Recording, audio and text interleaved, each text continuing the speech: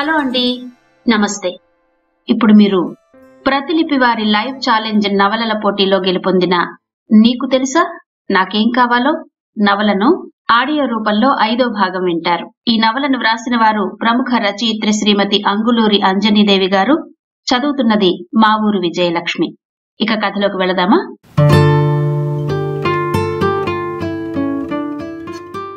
హైదరాబాద్ వెళ్ళాలి అనగానే వాళ్ల డ్రైవర్ టాటా సుమోను బయటకు తీసి దాని పక్కనే నిలబడ్డాడు. భార్గవరాయుడు టైం చూసుకుంటూ తన అనుచరుల కోసం ఎదురు చూస్తూ ఉన్నాడు. వాళ్ళెవరూ రాకుండా వాళ్లలో ఒక్కడే వచ్చి ఆయన ముందు నిలబడ్డాడు. వాడిని చూడగానే, వాళ్ళంతా ఏమయ్యారా, ఒక్కడివే వచ్చావు అన్నాడు దర్పంగా.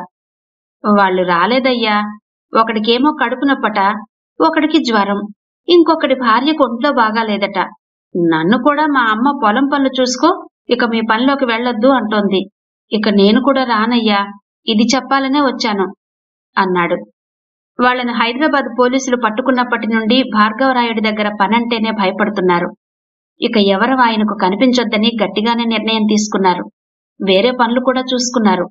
ఎంత ధైర్యం రా మీకు, సమయం చూసి జారుకుంటున్నారా అంటూ ఆవేశంగా అరిచాడు. ఇక నేను వెళతానయ్యా అంటూ ఆయన వైపు చూడకుండానే వాడు వెళ్లాడు. వాడు వెళ్లడం చూసి ఆయన గట్టిగట్టిగా అరుస్తుంటే నిర్మల వచ్చింది. ఎందుకండి అరుస్తున్నారు అంది. హైదరాబాద్ వెళ్లడానికి వాళ్ళెవరూ నాతో రారట నిర్మల అన్నాడు. వాళ్ళెందుకండి హైదరాబాద్కి? ఆడపిల్లనిచ్చిన ఇంటికి రౌడీలతో వెళ్తారా ఎవరైనా? అన్నిటికీ ఒకటే మంత్రమా?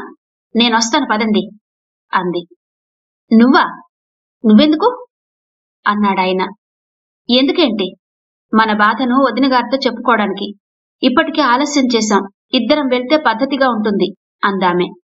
ఆయన శాంతించి సరే అన్నాడు. మనుషులు వెంట లేకుండా ఒంటరిగా బయటికెళ్లడం రెక్కలు విరిగినట్టుగా ఉంది భార్గవరాయుడికి. అతి సామాన్యుడిలా భార్యతో వెళ్లడం ఇంకా కష్టంగా ఉంది. ఇన్ని రోజులు తన చుట్టూ ఉన్నవాళ్లంతా ఏమయ్యారిప్పుడు? కూతురు కనిపించడం లేదన్న బాధతో పాటు ఇది కూడా ఆయన్ని బాగా వేధిస్తోంది. ఇద్దరూ వెళ్లి సుమోలో కూర్చున్నారు. సుమ వెళ్లి హైదరాబాద్లో ఉన్న దినకర్ వాళ్ల ఇంటి ముందాగింది. ఇంట్లో సౌశీల్యమ్మ ఒక్కతే ఉంది. పని మనిషి పనులు చేస్తూ అటు ఇటు తిరుగుతోంది. నిర్మల భార్గవరాయుడు కనిపించగానే అవాక్కయింది సౌశీల్యమ్మ. వీళ్ళేంటి ఇప్పుడొచ్చారు? దినకర్ ఇండియా వచ్చి వెళ్లినట్టు తెలిసేమైనా వచ్చారా? వీళ్లకి నేనిప్పుడేం చెప్పాలి? ఏదో ఒకటి చెప్పి వదిలించుకోవాలి. లేకుంటే ఈ తలనొప్పి ఎప్పుడైనా తలనొప్పే. ఈ నొప్పిని ఎక్కువ రోజులుంచుకోవద్దు అని అనుకుంటూనే, రండి రండి కూర్చోండి అంది మర్యాదగా. వాళ్లు కూర్చున్నారు. త్రాగడానికి నీళ్లిచ్చి, సిటీలో పనుండొచ్చారా అంది. లేదు వదినగారు, నందిత కోసం వచ్చాం అంది నిర్మల. ఓ అలాగా, నందిత కోసం వచ్చారా? నందిత ఎలా ఉంది? అప్పుడెప్పుడో ఫోన్లో కోర్స్ అయిపోవచ్చింది అంది. అయిపోయిందట్నా? హాస్టల్కి వెళ్లి నందితను కలిసే వచ్చారా అంది. లేదు వదినగారు, నందిత కోర్స్ అయిపోయిందట, కానీ నందిత హాస్టల్లో లేదు అంది నిర్మల. ఫ్రెండ్స్ తో బయటకెళ్ళుండొచ్చు, వస్తుంది రండి, అప్పటి వరకు నా దగ్గర ఉండండి, పర్వాలేదు అంది సౌశీల్యమ్మ. అది కాదు వదినగారు, నందిత హాస్టల్ వెకేట్ చేసిందన్నారు. ఇంతవరకు ఇంటికి రాలేదు, అందుకే ఇలా వచ్చాం అంది బాధగా నిర్మల. ఇంటికి రాలేదా? అంటే ఎక్కడికి వెళ్లి ఉంటుంది అంది సౌశీల్యమ్మ. ఆమెకేం అర్థం కాలేదు. మీ దగ్గరుందని వచ్చాం అన్నాడు భార్గవరాయుడు. అవునా? నా దగ్గరికి రాలేదు, ఫ్రెండ్ ఇంటికి వెళ్ళిందేమో, కాల్ చేయలేకపోయారా అంది సౌశీల్యమ్మ. చేశాం వదినగారు, వాళ్ళు రాలేదన్నారు అంది నిర్మల. అవునా? మరి ఎటు వెళ్లి ఉంటుంది అంది ఆలోచనగా సౌశీల్యమ్మ. ఏమో వదిన, నందిత నేనెప్పుడు ఫోన్ చేసినా మా అత్తగారితో మాట్లాడుతున్నానమ్మా అనేది. అంటే అది ఎక్కడికి వెళ్ళినా మీకు చెబుతుందిగా, ఆ నమ్మకంతోనే వచ్చాం. మా ఇంటికి రాకుంటే మీ ఇంట్లో ఉన్నట్లేగా అంది నిర్మల. మా ఇంట్లో లేదు, అసలు మా ఇంటికే రాలేదు. నాకు ఫోన్ చేసి కూడా చాలా రోజులైంది. ఒకసారి నన్ను కలవాలని వచ్చిందట, అప్పుడు నేను లేను అంది సౌశీల్యమ్మ. సరే వదినగారు, మీకు తెలిసుంటుందేమో అని వచ్చాం. ఒకవేళ నందిత మీ దగ్గరకొస్తే మాకు కాల్ చేయండి. ఇక మనం వెళ్దామండి అంటూ భర్త వైపు చూసింది నిర్మల. ఎక్కడికి వెళ్లేది? ఆవిడ తెలియదనగానే వెళ్ళిపోతామా? ఇది అటో ఇటో తేలే వరకు మనం వెళ్లేదే లేదు అన్నాడు భార్గవరాయుడు. ఏంటి తేలేది? మీరేమంటున్నారో అర్థం కావడం లేదు అంది సౌశీల్యమ్మ. ఎందుకు అర్థం కాదు? నీతో రోజూ మాట్లాడే నా కూతురు ఇప్పుడు ఎక్కడికి వెళ్ళిందో నీకు తెలియకుండా ఎలా ఉంటుంది అంటూ నిలదీశాడు భార్గవరాయుడు. రోజూ నాతో మాట్లాడుతుందని ఎవరు చెప్పారు మీతో? నందితతో నేను మాట్లాడి చాలా రోజులైంది అంది సౌశీల్యమ్మ. ఇప్పుడు అలాగే అంటావు. నువ్వలా అనగానే మేము నమ్మేస్తామా? నీకు తెలియకుండా మా నందిత ఎటూ వెళ్ళదు. నా బిడ్డను నువ్వే ఏమో చేశావు. ఏం చేశావో చెప్పు అంటూ ఆయన గొంతు పెంచాడు. మీరు పొరబడుతున్నారు. మీ బిడ్డను నేనేం చేస్తాను? అంత అవసరం నాకేమొచ్చింది అందామె. భార్గవరాయుడు కోపాన్ని ఆపుకోలేకపోతున్నాడు. ఏముందో నీకే తెలియాలి.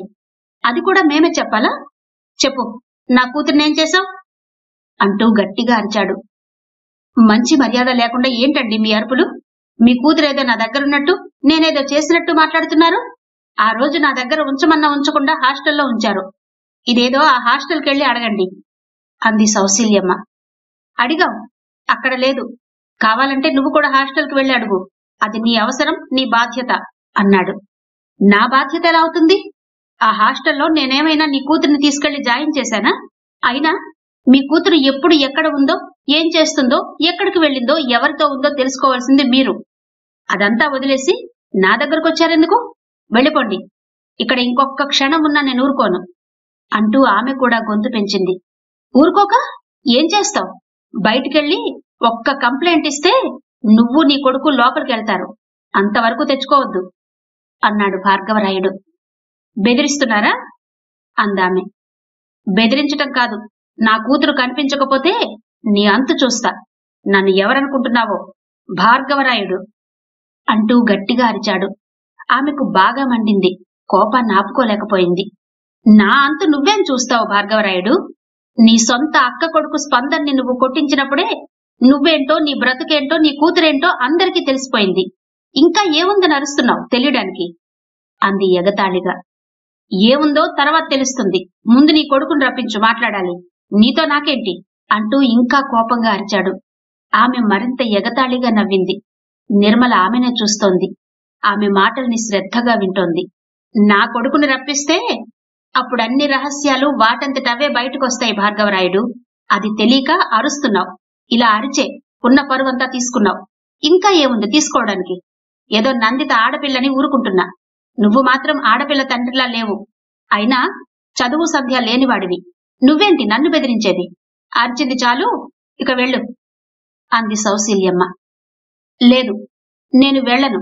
నా కూతురు ఎక్కడ ఉందో నువ్వు చెప్పే వరకు ఇక్కడి నుంచి కదిలేదే లేదు. నీ మాటలు వింటుంటే నువ్వే నా బిడ్డనేదో చేసినట్టుంది అంటూ కాలు మీద కాలేసి కూర్చున్నాడు. నిర్మల కంగారు పడింది. ఆయన్ని బలవంతంగా లేపి బయటకు తీసుకెళ్ళింది. ఏంటి మీ ఆవేశం, తొందరపాటు? ఆవిడ మన వియ్యపురాలు. రేపు మన అమ్మాయి కనిపిస్తే ఈ ఇంట్లోనే ఉండాలి. అదేం ఆలోచించరా? వీళ్లను కూడా దూరం చేసుకుంటారా అంది నిర్మల. ఆఫ్టర్ ఆల్ వీళ్లు మనల్నేం చేస్తారే? నువ్వు చూస్తూ ఉండు, ఒక ఆట ఆడిస్తా వీళ్లను. అమ్మా కొడుకు వేషాలేస్తున్నారు. ఇది అటు ఇటు తేలందే మనం వెళ్లేదే లేదు. లోపలికి పద అన్నాడు భార్గవరాయుడు. నేను లోపలికి రాను. మీరు కూడా వద్దు. ఇప్పటికి జరిగింది చాలు. ఇక మనం మన ఊరు వెళ్ళిపోదాం అంది నిర్మల. నీకేమైనా పిచ్చా అన్నాడు కోపంగా. పిచ్చి కాదు, నా మాట వినండి. ఇక్కడ మనం ఉండొద్దు అందామె. ఎందుకు? ఎందుకుండొద్దు అన్నాడు భార్గవరాయుడు. ఎందుకంటే ఆవిడ మాటలు వింటుంటే నాకేదో భయంగా ఉంది అంది. నువ్వొట్టి పిరికిదానివి, అందుకే భయపడుతున్నావు అన్నాడు భార్గవరాయుడు.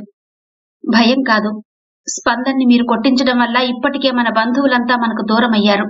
మీరు పంపిన రౌడీలను హాస్టల్ వార్డెన్ పోలీసులతో కొట్టించిన విషయం తెలిసి పనివాళ్లెవరూ మన ఇంటి వైపు రావడం లేదు. ఇప్పుడు మిగిలింది మనిద్దరమే. ఇక్కడ మీరింకా గొడవ చేస్తే మీ పక్కన నేను కూడా ఉండను. ఇప్పుడు మీరు మన ఊరికి వస్తారో ఇక్కడే ఉంటారో మీ ఇష్టం అంటూ వెళ్లి సుమోలో కూర్చుంది నిర్మల. భార్గవరాయుడు కోపంగా పళ్ళు కొరుకుతూ, చూస్తా, మీ అంతు చూస్తా అంటూ ఆ ఇంటి వైపు చూసి వెళ్లి సుమోలో కూర్చున్నాడు. సుమో కదిలింది. భార్గవరాయుడు, నిర్మల ఒకరితో ఒకరు మాట్లాడుకోలేదు. ఎవరి ఆలోచనలో వాళ్లున్నారు. భార్గవరాయుడు నిర్మల వైపు చూసి, ఏంటలా ఉన్నావు? నువ్వు రమ్మనగానే వస్తున్నానుగా అన్నాడు. రావడం మంచిదైంది. అక్కడే ఉంటే ఇంకా ఏం వినేవాళ్లమో. అసలు ఆవిడ ఏం మాట్లాడుతున్నారో విన్నారా అంది. ఏముంది సోది వినడానికి అన్నాడు. సోది కాదు, కోపంలో ఉండి మీరు సరిగా వినలేదు. నేను విన్నాను. స్పందన్ని మీరు కొట్టించినందువల్ల మన నందిత ఎలాంటిదో తెలిసిపోయిందట. అంటే ఏమిటి దాని అర్థం? నందిత గురించి ఆవిడేదో మనసులో పెట్టుకుని ఉన్నారు. ఆ మాత్రం అర్థం చేసుకోలేమా అంది. అంటే ఏంటి నువ్వనేది? ఆవిడ మన నందిత గురించి చెడుగా ఏమైనా ఆలోచిస్తుందంటావా? తిప్పరా సుమో అన్నాడు కోపంగా భార్గవరాయుడు. వెంటనే సుమో హైదరాబాద్ వెళ్లే రూట్కి తిరిగింది. వద్దురా, మనం నల్గొండ వెళ్ళిపోదాం. ఏదైనా ఉంటే తర్వాత ఆలోచిద్దాం అంది నిర్మల. డ్రైవర్ సుమోని ఎటూ పోనివ్వలేదు. రోడ్డు మీదనే ఆపాడు. మీరు చెప్పండి వాడికి, లేకుంటే వాడు సుమోని ఎటూ కదలనిచ్చేలా లేడు. చూడండి ఎలా ఆగాడో మీ మాట కోసం అంది డ్రైవర్ వైపు చూస్తూ. భార్గవరాయుడు చెప్పాక సుమోని నల్గొండ వైపు తిప్పాడు డ్రైవర్. ఇంటికి వెళ్ళాక వాళ్లు సుమో దిగి లోపలికి వెళ్లారు. డ్రైవర్ సుమోని కారు షెడ్ లో పెట్టి ఎవరితోనో ఫోన్లో మాట్లాడుకుంటూ షెడ్ దగ్గరే చాలాసేపు నిలబడ్డాడు. ఆ తర్వాత భార్గవరాయుడి దగ్గరకొచ్చాడు. చేతులు కట్టుకుని నిలబడ్డాడు. ఏంట్రా, ఏవైనా చెప్పాలా అడిగాడు భార్గవరాయుడు. అవునయ్యా, చెప్పాలంటే బాధగా ఉందయ్యా అన్నాడు డ్రైవర్. చెప్పరా నీ బాధ ఏంటో, నేనున్నాను కదా, నీకేం బాధ అన్నాడు భార్గవరాయుడు. అది కాదయ్యా, మా బావమరిది చెన్నైలో కారు కొన్నాడు. నన్ను నా ఫ్యామిలీతో వచ్చి అక్కడే ఉండమంటున్నాడు. ఈ రోజు చెన్నై వెళ్తున్నామయ్యా, రేపటి నుండి రాను అన్నాడు డ్రైవర్. భార్గవరాయుడు నోరు విప్పి ఏదో చెప్పే లోపలే ఆ డ్రైవర్ వెళ్లిపోతున్నాడు. అది చూసి కోపంగా, ఏమైందిరా మీ అందరికీ, ఒక్కొక్కరే వెళ్లిపోతున్నారు అంటూ ఎదురుగా ఉన్న చెక్క స్టూల్ని ఆవేశంగా బలంగా తన్నాడు భార్గవరాయుడు. గట్టిగా తన్నడం వల్ల ఆయన కాలి నరం నలిగింది. నొప్పిని తట్టుకోలేక విలవిల్లాడుతూ కూర్చున్నాడు. అంత పెద్ద ఇంట్లో భార్గవరాయుడు బాధతో అబ్బా అమ్మా అనడం తప్ప ఇంకేం వినిపించడం లేదు. నిర్మల ఆ అరుపులు విని కంగారుగా లోపల నుండి పరిగెత్తుకుంటూ వచ్చింది. ఏమైందండి, కింద కూర్చున్నారెందుకు అంటూ కంగారుగా ఆయన దగ్గరికి వెళ్లి మోకాళ్ల మీద కూర్చుంది. నన్ను కాస్త లేపు నిర్మల, వెళ్లి నా కుర్చీలో కూర్చుంటాను అన్నాడు. ఆయనకు ఆ కుర్చీ అంటే చాలా ఇష్టం. అది ఆయన కోసం ప్రత్యేకంగా చేయించింది. నేను లేపటమేంటండి, మీరే లేవండి. నేను లేవలేకపోతున్నాను నిర్మల. మన డ్రైవర్ మీద కోపం వచ్చి అదిగో ఆ స్టూల్ని తన్నాను. వాడికి రాడట. నా కాలికి దెబ్బ బాగా తగిలినట్టుంది. కొంచెం కూడా కదలలేకపోతున్నాను అన్నాడు. అయ్యో అలాగా, లేవండి, నేను లేపుతాను అంటూ ఆయన్ని లేపబోయింది. భారీగా బలంగా ఉండే భార్గవరాయుడు నిర్మల లేపుతుంటే ఇంచు కూడా కదలట్లేదు. అయ్యో ఇప్పుడెలా, నా వల్ల కావడం లేదండి మిమ్మల్ని లేపడం. రమణ, ఓసారిలారా అంటూ వాచ్మెన్ రమణని కేకేసింది నిర్మల. ఆమె కేక వినగానే గేటు దగ్గర ఉన్న రమణ పరిగెత్తుకుంటూ వచ్చాడు. రమణ, మీ అయ్యగారు లేవలేకపోతున్నారు, కొంచెం పట్టు, ఇద్దరం కలిసి కుర్చీలో కూర్చోబెడదాం అంది. మీరు తప్పుకోండమ్మా, నేను కూర్చోబెడతాను అంటూ రమణ ఒక్కడే ఆయన్ని లేపి కుర్చీలో కూర్చోబెట్టాడు. భార్గవరాయుడు పరిస్థితి అర్థమైంది రమణకి. నిర్మల డాక్టర్కి ఫోన్ చేసింది. ఎప్పుడు ఫోన్ చేసినా వెంటనే వచ్చే డాక్టర్ ఓపీ ఉందని రాలేదు. డాక్టర్ రారట, మనమే హాస్పిటల్కి వెళ్దాం. రమణ, త్వరగా వెళ్లి ఆటోని పిలు అంది నిర్మల. వద్దు నిర్మల, నేను హాస్పిటల్కి రాను. రమణ, నువ్వెళ్ళి కాస్త ఆముదం పట్రా, మర్దన చెయ్యి, తగ్గిపోతుంది అన్నాడు భార్గవరాయుడు. ఆయన చెప్పినట్టే రమణ వెళ్లి ఆముదం తెచ్చి కాలికి మర్దనం చేశాడు. ఇక చాలే రమణ అన్నాడు భార్గవరాయుడు. రమణ వినకుండా నెమ్మదిగా మర్దన చేస్తూ ఆయన కాళ్ల దగ్గరే కూర్చున్నాడు. దినకర్ అమెరికా వెళ్లాక కూడా నందిత ఆర్యతో చేసిన చాటింగ్ ని మర్చిపోలేదు. నందిత చేతిలో బాగా మోసపోయానని, నేను చాలా అమాయకుణ్ణని ఒకటే బాధపడుతున్నాడు. వర్కులో ఉన్నప్పుడు తప్ప మిగతా టైంలో దినకర్ మనసు నిండా ఇవే ఆలోచనలు. ఈ బాధను ఎవరితో పంచుకోవాలో తెలియక, పైకి చెప్పుకోలేక, మనసులో దాచుకోలేక సతమతమవుతున్నాడు. ఎప్పట్లాగే ఆఫీసులో కూర్చుని ఏదో వర్క్ చేస్తుంటే వర్ణిక వచ్చింది. ఇండియా ట్రిప్ ఎలా జరిగింది దినకర్, మీ వైఫ్ ని తీసుకొచ్చారా అడిగింది. దినకర్ ఇండియా వెళ్లినప్పటి నుండి ఎప్పుడెప్పుడు వస్తాడా అని ఎదురు చూస్తోంది వర్ణిక. ఆమె మనసంతా అతని దగ్గర నేర్చుకోబోయే వర్క్ చుట్టే తిరుగుతోంది. ఆలస్యం అయ్యే కొద్దీ టెన్షన్ పెరుగుతోంది. మళ్లీ అడిగింది, మీ వైఫ్ వచ్చారా అని. వర్ణికకు ఏం చెప్పాలో తోచలేదు దినకర్కి. నందిత నన్ను మోసం చేసింది అని చెప్పేంత చనువు లేదు. అందుకే ఉన్న విషయం దాచి ఏదో ఒకటి చెప్పాలని దినకర్ నోరు విప్పే లోపలే, ఓకే దెన్, ఈ వీకెండ్ ఫ్రీ అయితే మీ ఇద్దరు మా ఇంటికి లంచ్కి రండి, మనం కలిసినట్టుగా ఉంటుంది అంది వర్ణిక. లేదు వర్ణిక, నందిత రాలేదు, తన కోర్స్ ఇంకా కంప్లీట్ కాలేదు అంటూ అబద్ధం చెప్పాడు దినకర్. వర్ణిక నమ్మింది. అమ్మయ్యా, వాళ్ల వైఫ్ రాకపోవడం చాలా మంచిదైంది. అసలే కొత్తగా పెళ్లైన వాళ్ళు కదా, బిజీగా ఉంటారు. నాకు వర్క్ నేర్పించడేమో అనుకున్నాను. ఇక కొన్నాళ్లు ఫ్రీగానే ఉంటాడన్నమాట. ఈ లోపల నేను వర్క్ నేర్చుకోవచ్చు అనుకుంది మనసులో వర్ణిక. హైదరాబాద్ లో ఉన్న నందిత, సీమ జాబ్ సెర్చింగ్ లో బాగా బిజీ అయ్యారు. ఇద్దరూ కలిసి తమ రెజ్యూమ్ ని Naukri.com కి పంపారు. లొకేషన్ బెంగళూరు పెట్టుకున్నారు. వారం రోజులు గడిచాక బెంగళూరు నుండి ఇంటర్వ్యూకి రమ్మని వాళ్లకి ఫోన్ వచ్చింది. ఇద్దరూ బెంగళూరు వెళ్లారు. ఇంటర్వ్యూ ఫేస్ చేశాక ఆ కంపెనీ వాళ్ళు కాల్ చేస్తామన్నారు. ఇక అక్కడ ఉండకుండా హైదరాబాద్ వచ్చారు.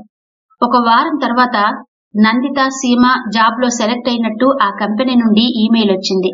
హైదరాబాద్ లో హాస్టల్ వెకేట్ చేసి బెంగళూరు వెళ్లారు. ముందే ఫ్రెండ్స్ ద్వారా బెంగళూరులో హాస్టల్ మాట్లాడుకున్నారు. నేరుగా హాస్టల్ కు వెళ్లి జాయిన్ అయ్యారు. వాళ్ళకిచ్చిన గదిలో లగేజ్ పెట్టుకుని ఫ్రెష్ అయ్యారు. ఆఫీసులో జాయిన్ అవ్వడానికి ఆఫీస్ దగ్గరకు వెళ్లారు. అక్కడే నిలబడి హెచ్ఆర్ కి ఫోన్ చేశారు. వాళ్ళు ఫోన్ చేయగానే హెచ్ఆర్ బయటకొచ్చి వాళ్లను కలిశాడు.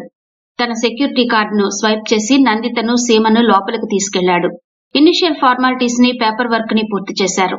వాళ్ల దగ్గర ఫోటోస్ తీసుకుని యాక్సెస్ కార్డు కూడా అదే రోజిచ్చారు. అమెరికాలో ఉన్న దినకర్ తనని తాను బిజీగా ఉంచుకోవాలని ఎప్పటికప్పుడు అనుకుంటూనే ఎప్పుడు చూసినా దిగాలుగా కూర్చుంటున్నాడు. అది గమనించింది వర్ణిక. ఇలా అయితే దినకర్ తనకు వర్క్ నేర్పించలేడనుకుంది. నేనే ఏదో ఒకటి చెయ్యాలి, అతని మూడ్ మార్చాలి. ఇండియాకి వెళ్ళినప్పుడు ఏదో జరిగింది, లేకుంటే ఇలా ఎందుకుంటాడు? ఏం జరిగితే నాకెందుకు? ఇతని దగ్గర నేను వర్క్ నేర్చుకోకపోతే నా జాబ్ పోతుంది. ముందు నాకు నా వర్క్ ముఖ్యం అనుకుంది. బాగా ఆలోచించి ఒక నిర్ణయానికొచ్చింది. కావాలనే రోజు అతని దగ్గరకు వెళుతుంది. వెళ్లేటప్పుడు ఊరికే వెళ్లకుండా అతని కోసం ఏదో ఒక ఫుడ్ ప్రిపేర్ చేసుకుని వెళ్తుంది. అతనితో తినిపిస్తుంది. తిన్నాక అతని పక్కన కూర్చుని ఆఫీస్ వర్క్ నేర్చుకుంటోంది. ఇలా జరుగుతుండగా ఒకరోజు వర్క్ మధ్యలో నందిత చేసిన అన్యాయం గురించి వర్ణికకు చెప్పుకున్నాడు దినకర్. అది వినగానే వర్ణిక, ఇలా బాధపడే కన్నా అసలేం జరిగిందో మీ వైఫ్ ని అడిగితే చెప్పేది కదా దినకర్, ఇలాంటివి ఫేస్ టు ఫేస్ మాట్లాడుకుంటేనే బావుంటుంది అంది. దినకర్ ఒక రకంగా నవ్వి, ఇంత చేసిన మనిషి నేనడిగినప్పుడు మాత్రం నిజం చెబుతుందా వర్ణిక? ఏదో ఒక కథ చెప్పి నన్ను కన్విన్స్ చెయ్యదా? చెయ్యదన్న గ్యారంటీ ఏంటి అన్నాడు. సరే దినకర్, ఈ రోజుల్లో ఇవన్నీ కామనే. ఇది ఎవరికి చెప్పినా దీని గురించి ఒక్కొక్కళ్ళు ఒక్కోలా మాట్లాడతారు. ఎవరు జడ్జ్ చేయలేరు. మీకేది కరెక్ట్ అనిపిస్తే అదే చెయ్యండి. దీని గురించి ఇంతగా బాధపడొద్దు. ఇది చాలా చిన్న సమస్య అంది వర్ణిక. ఇది నీకు చిన్న సమస్యలా అనిపిస్తుంది, కానీ నాకు మాత్రం పెద్ద సమస్య. ఇప్పటికే నందితని ఇంకా తీసుకురాలేదని ఫ్రెండ్స్ అందరూ అడుగుతున్నారు. నేనేమో తను చేసిన పనిని తట్టుకోలేకపోతున్నాను. ఇది నాకు పరిష్కారం దొరకని సమస్య అయింది వర్ణిక అంటూ దిగాలుగా తలపట్టుకుని కూర్చున్నాడు. దినకర్ని చూడగానే, ఇతనేంటి ఇప్పటికిప్పుడే ఇలా అయ్యాడు? మరి ఇంత డిప్రెషనా? నేనేం చెయ్యాలిప్పుడు అని వర్ణిక ఆలోచిస్తుంటే, సరే వర్ణిక, ఇప్పుడు నా మూడేం బాగాలేదు, వర్క్ రేపు చేద్దాం, నేను కాల్ చేస్తాను అంటూ వర్ణికను పంపించాడు. సీమ, నందిత జాబ్ లో జాయిన్ అయి నెల రోజులైంది.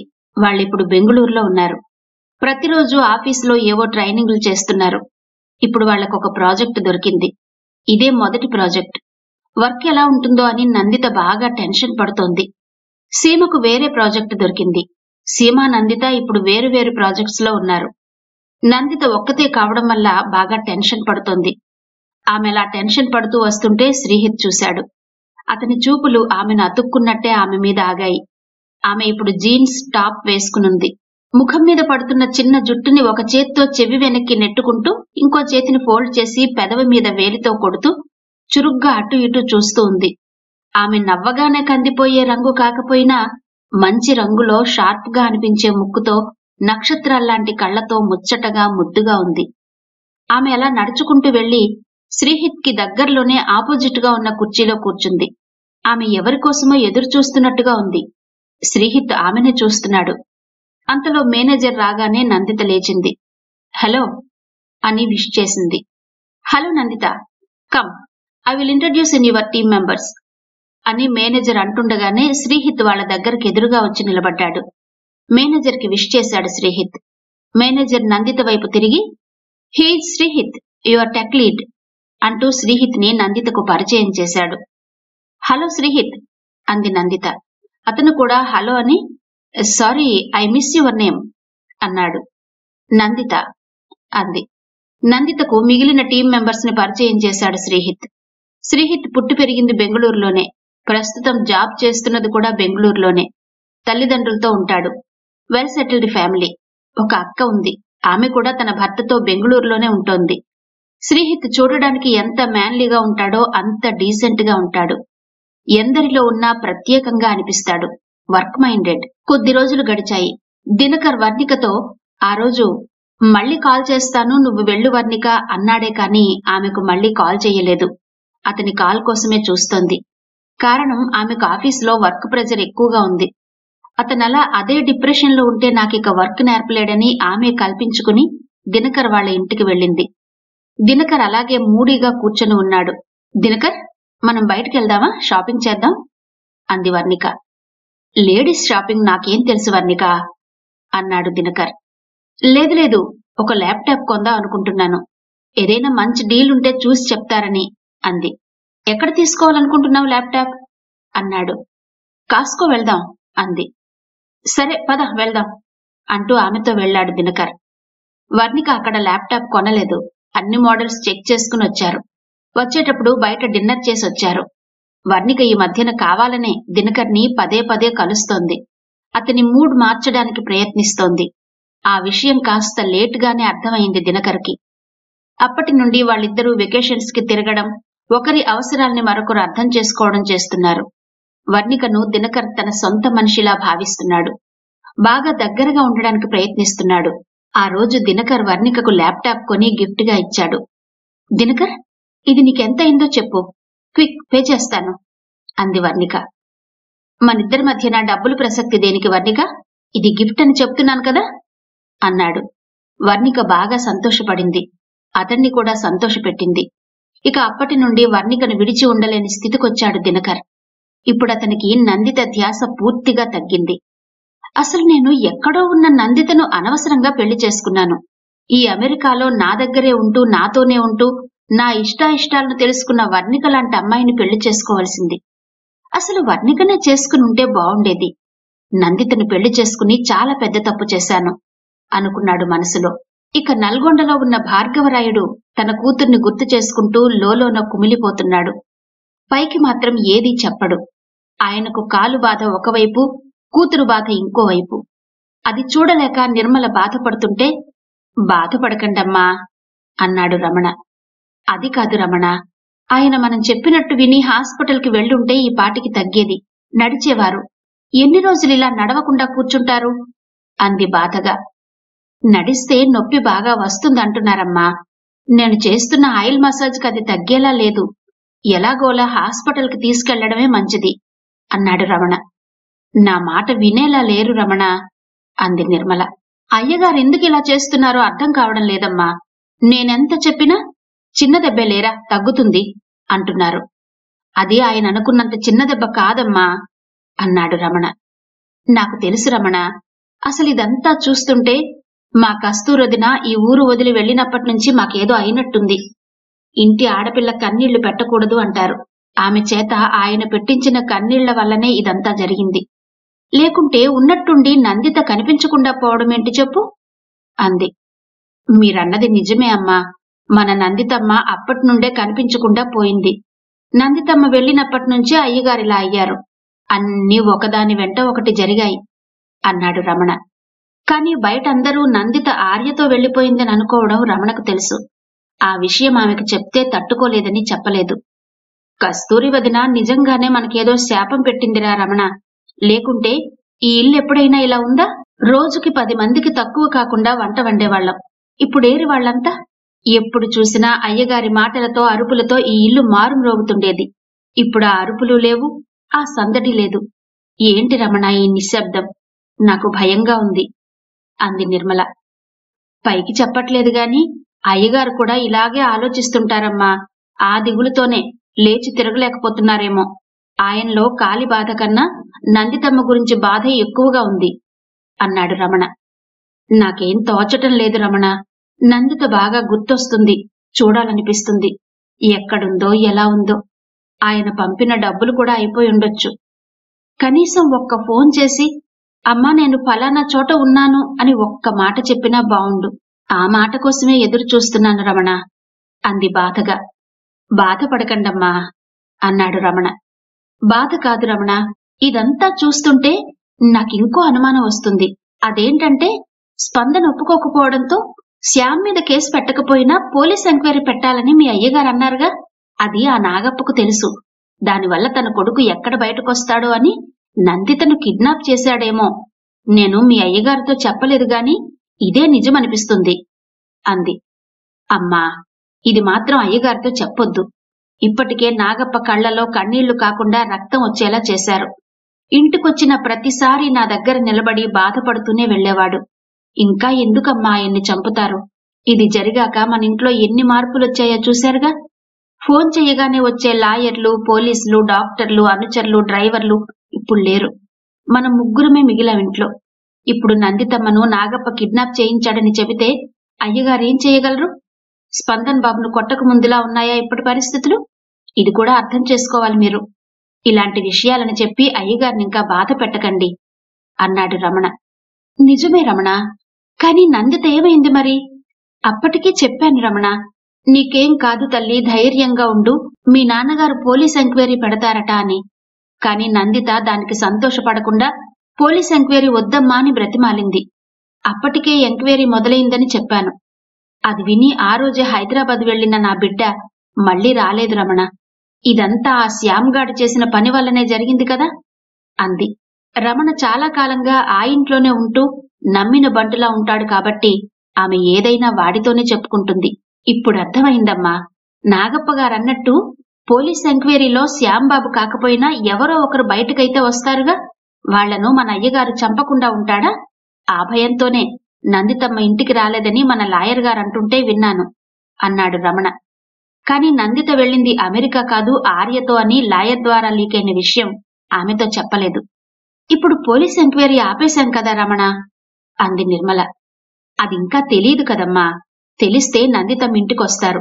మీరేం కంగారు పడొద్దు అన్నాడు. నిర్మల మాట్లాడలేదు. అమ్మా, నేనొకటి చెప్తాను, వింటారా అన్నాడు రమణ. చెప్పు రమణ అంది నిర్మల. కుర్తాళం నుండి ఎవరో స్వామీజీ వచ్చారట. ఈ నెలంతా ఇక్కడే ఉంటారట. ఏం అడిగినా చెప్తారట. అందరూ వెళ్తున్నారు. మీరు కూడా అయ్యగారితో వెళ్ళొస్తే బావుంటుందేమో. నందితమ్మ ఎక్కడ ఉందో తెలుస్తుంది అన్నాడు. సరే రమణ, స్వామీజీ గురించి మీ అయ్యగారికి చెప్పి చూస్తాను అంది నిర్మల. బెంగళూరులో ఉన్న నందితను శ్రీహిత్ చాలా స్పెషల్ గా చూస్తున్నాడు. ఆఫీసులో వర్క్ చెప్పడమే కాకుండా ఎలా చెయ్యాలో కూడా నేర్పిస్తున్నాడు. ఆమెకు కూడా వర్క్ నేర్చుకోవాలన్న పట్టుదల ఉంది. ప్రతిదీ పర్ఫెక్ట్ గా ఉండాలనుకుంటుంది. ఇది బాగా నచ్చింది శ్రీహిత్ కి. 6 నెలలు గడిచాయి. శ్రీహిత్ ని నందిత ఒక టీమ్ టెక్ లా కాకుండా మంచి ఫ్రెండ్ లా అనుకుంటోంది. ఒక్కోసారి అతను చూపించే కేరింగ్ చూస్తుంటే ఫ్రెండ్ కన్నా ఎక్కువే అనిపిస్తుంది. నిజానికి ఆమె ఎవరో అతనెవరో. అయినా వర్క్ నేర్పే విషయంలో ఏమాత్రం విసుగు చూపించడు. అందుకే ఒకరోజు, శ్రీహిత్, నువ్వు నాకు ఆఫీసులో పరిచయం కాకపోయుంటే నేను గెటాన్ అయ్యేదాన్ని కాదు. అందుకు థ్యాంక్ యూ అని ఒక చిన్న పదం చెప్పి తప్పించుకోలేను అంది కృతజ్ఞతగా. శ్రీహిత్ ఆమె చెబుతున్నది చాలా శ్రద్ధగా విన్నాడు. ఆమెనే చూస్తున్నాడు. నిజం శ్రీహిత్, ఎవరికైనా జాబ్ అనేది చాలా ఇంపార్టెంట్. మొదట్లో నేను బాగా భయపడ్డాను. ఇప్పుడు ఆ భయం లేదు. ఏ డౌట్ వచ్చినా క్లియర్ చేసేవాళ్లుంటే అంతకన్నా సపోర్ట్ ఉండదు ఎవరికైనా. ఆ సపోర్ట్ నువ్వు నాకు బాగా ఇచ్చావు అంది. ఆమె అలా మాట్లాడడం బావుంది శ్రీహిత్ కి. చూడు నందు, నీకు నేర్చుకోవాలన్న ఇంట్రెస్ట్ ఉంది. అందుకే నేను చెప్పగలిగాను. నువ్వు కూడా నేను చెప్పింది ఈజీగా క్యాచ్ చేయగలిగావు. నేను నీకే కాదు, ఎవరికైనా 1-2 సార్లు చెప్పి చూస్తాను. వాళ్లకు అర్థమై చేయగలిగితే పర్వాలేదు, లేకుంటే వదిలేస్తాను. నాకొంచెం పేషెన్స్ తక్కువ అన్నాడు. ఆమెను నందిత అనే కన్నా నందు అని పిలవడమే అతనికి కంఫర్ట్ గా ఉంటుంది. అదే విషయం ఒకరోజు చెప్పాడు. నందిత నవ్వి, నన్ను చాలా దగ్గర వాళ్ళు పిలుస్తారలా, నో ప్రాబ్లం అంది. అప్పటి నుండి నందు అనే పిలుస్తున్నాడు. నోనో శ్రీహిత్, నీకు చాలా ఓపిక ఉంది. నాకు తెలిసి నేనే 2-3 సార్లు నువ్వింటికెళ్ళాక కూడా ఫోన్ చేసి మరీ అడిగేదాన్ని వర్క్ గురించి. ఏమాత్రం చిరాకు పడకుండా నాకు నేర్పించావు అంది. నేను కూడా నీలాగే స్ట్రగులే నేర్చుకున్నాను అన్నాడతను. ఆమె ఇంకా ఏదో మాట్లాడుతుంటే ఆమె ముఖంలో వజ్రవైఢూర్యాలున్నట్టు ఆమెనే చూస్తూ కూర్చున్నాడు. ఆమె మాట్లాడడం ఆపేశాక చల్లగాలి ఆగినట్టయింది.